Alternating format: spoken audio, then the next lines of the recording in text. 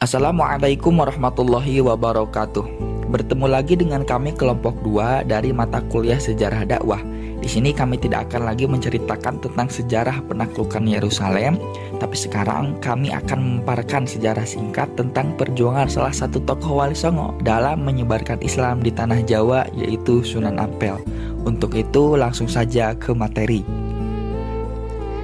Sunan Ampel adalah anak dari keturunan Raja Champa di Vietnam, yaitu Syekh Ibrahim Zainuddin As-Samarqandi, dan ibunya adalah Diah Chandrawala. Sedangkan kakek Sunan Ampel yang saat itu merupakan Raja Cham bernama Jamaluddin Akbar Al-Husaini. Ayahnya juga adalah seorang wali songo pertama yang tertua, yaitu yang kita kenal dengan nama Syekh Maulana Malik Ibrahim, yang juga adalah keponakan dari Raja Majapahit. Sunan Ampel adalah salah seorang wali di antara wali songo yang menyebarkan ajaran Islam di Pulau Jawa.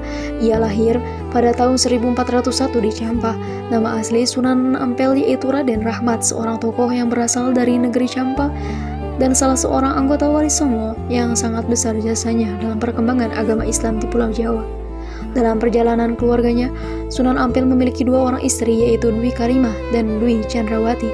Istri pertamanya dikaruniai 2 anak, yaitu Dwi Murtasiah yang menjadi istri Raden Patah dan Dwi Murtasima yang menjadi permaisuri Raden Paku. Sedangkan dari istri keduanya, Sunan Ampel dikaruniai 5 anak, yaitu Siti Syariat yang menjadi istri Raden Umar Haji, Siti Mutmainnah yang dinikahi oleh Raden Muhsin, Siti Sofiah yang menikahi Raden Ahmad, Raden Maulana Makdum, Ibrahim atau Sunan Bonang, dan Syarifuddin atau Raden Qasim yang dikenal dengan Sunan Derajat. Menurut penuturan Babad Gresik, Raden Rahmat berhasil mendirikan daerahnya semula berlumpur dalam berair menjadi daerah yang makmur. Sebagai penerus perjuangan Maulana Malik Ibrahim, Sunan Ampel dipercayai sebagai perancang berdirinya kerajaan Demak di Bintaro pada tahun 1477 Masehi. Sunan Ampel berselisih paham dengan Sunan Kudus mengenai gagasan Sunan Kalijaga untuk menerima ajaran para Islam, seperti selamatan atau sesaji dengan sentuhan ajaran Islam. Sementara Sunan Kudus menerima gagasan Kalijaga, Sunan Ampel menolaknya karena kekhawatiran melakukan bid'ah. Ketika Sunan Ampel wafat, beliau dimakamkan di Masjid Agung Sunan Ampel di Kecamatan Semampir, Kota Surabaya. Proses dakwah Sunan Ampel. Dakwah Raden Rahmat atau Sunan Ampel dimulai saat sang ayah Maulana Malik Ibrahim menugaskannya untuk menemui Raja Majapahit Prabu Brawijaya, sekaligus mengunjungi bibinya Ratu Drawarati di Trowulan, ibu kota Majapahit pada tahun 1440. Prabu Brawijaya meminta Sunan Ampel untuk mengatasi masalah yang terjadi pada rakyatnya yang memiliki perangai buruk seperti berjudi, mabuk, dan menggelapkan uang pajak. Nah, disinilah strategi dakwah Sunan Ampel dimulai.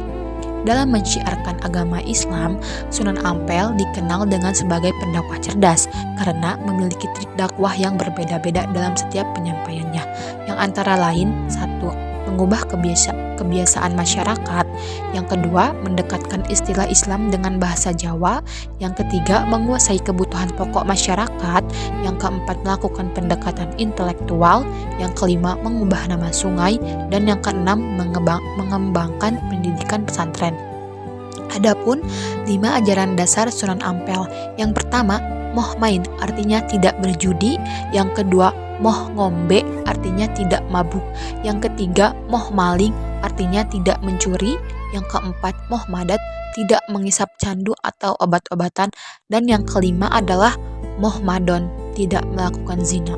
Nama Sunan Ampel sangat dikenal karena menjadi salah satu wali songo yang ikut menyebarkan ajaran Islam di Pulau Jawa.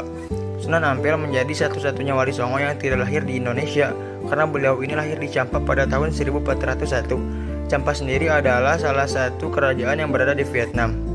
Sunan Ampel dikenal memiliki berbagai macam cara dalam berdakwah, dan semuanya ini penuh dengan strategi yang cerdas, sehingga tidak mengherankan kalau perjalanan berdakwahnya di Pulau Jawa bisa dikatakan sukses.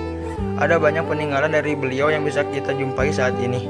Salah satunya adalah Masjid Agung Demak yang didirikannya bersama dengan Raden Patah yang merupakan raja pertama dari Kesultanan Demak.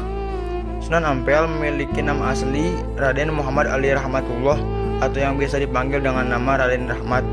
Penamaan Sunan Ampel ini ada asal muasalnya. Sunan Ampel merupakan keturunan bangsawan, karena jika melihat dari silsilahnya, sosok ini adalah anak dari putri Raja Campa. Selain itu, beliau juga merupakan keponakan dari Raja Majapahit.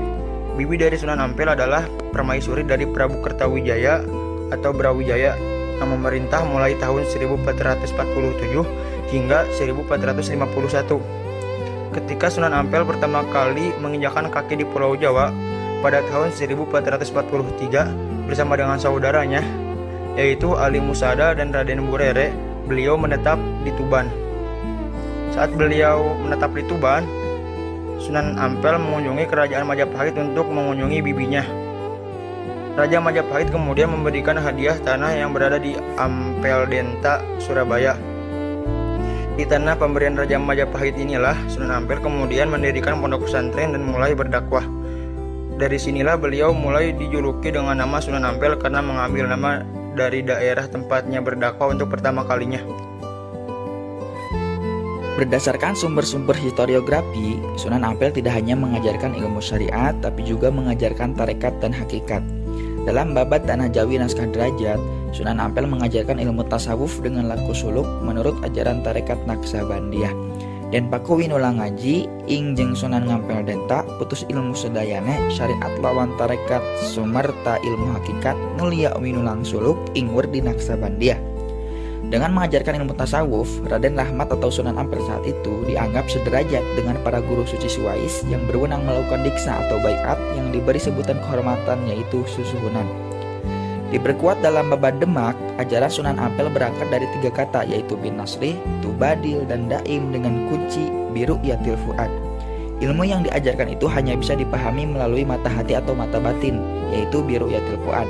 Inti ajaran beliau adalah fa'in nama tuwallu fasamma wajhullah, Allahu akbar kabiran walhamdulillahi katsiran wa subhanallahi bukratan wa asila.